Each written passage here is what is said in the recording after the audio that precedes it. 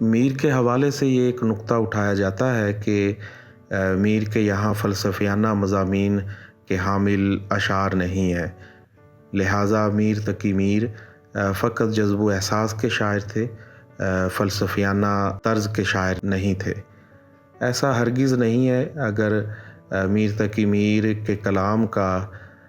بغور مطالعہ کیا جائے تو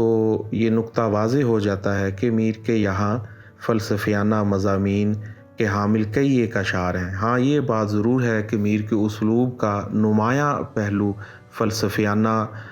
نہیں تھا بلکہ جذب و احساس ہی تھا، لیکن ایسا بھی ہرگز نہیں ہے کہ ان کے یہاں کوئی فلسفیانہ انداز کے اشعار نہیں ہیں۔ بالخصوص ان کا یہ بڑا عام شعر ہے کہ لے سانس بھی آہستہ کہ نازک ہے بہت کام، آفاق کی اس کارگہ شیشہ گری کا۔ تو اس عالم کو، اس کائنات کو کارگہ شیشہ گری قرار دینا یہ ایک فلسفیانہ نقطہ نظر ہے۔ اسی طرح ان کا یہ شعر کہ چاہے جس شکل سے تمثال صفت اس میں درا، چاہے جس شکل سے تمثال صفت اس میں درا، عالم آئینے کے مانند درِ باز ہے ایک،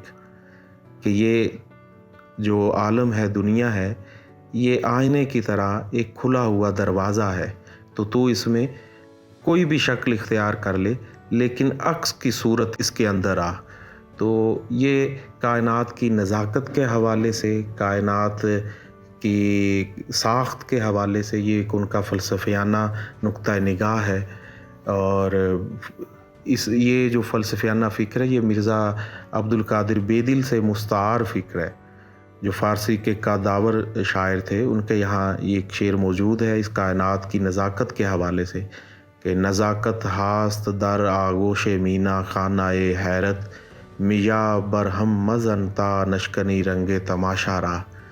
کہ یہ کائنات جو یہ مینا خانہ حیرت ہے